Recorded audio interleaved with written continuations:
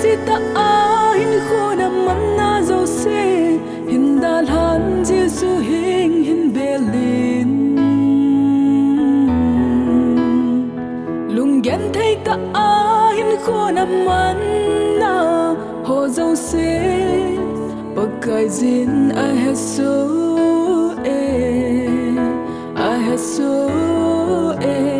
kinau sa pumen ang sung hen beli lung mo na cham kem mu thei na ahi kipana cham kem pe thei amma bo ahi ami ngai lu na buling set na ana pe zin thei pa thei na dấu xe hùng con na amma ahi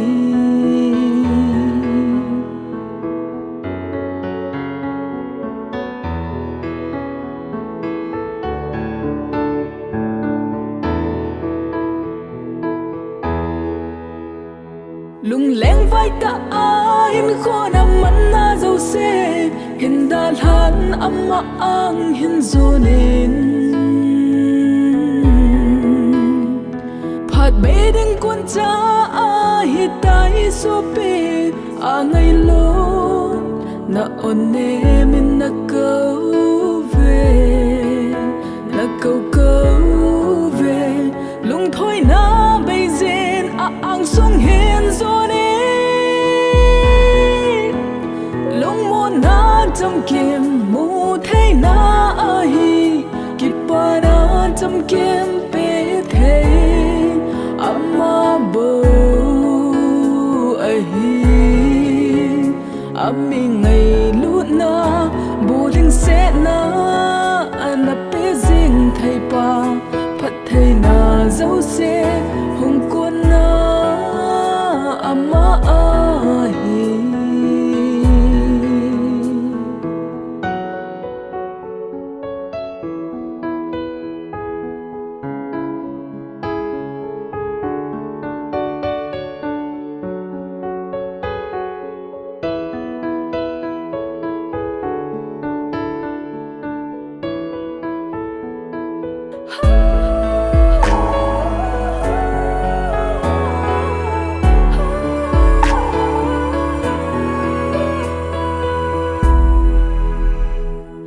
nep na bây giờ hin khô na man na dấu se hin dal han Jesu hin belin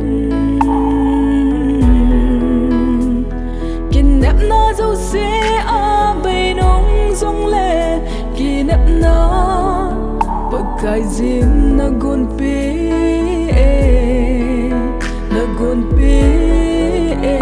alung se long lâu tuôn gió đến thu sinh nghe lung mo na cham kem mu thei na ahi kipa na cham kem pe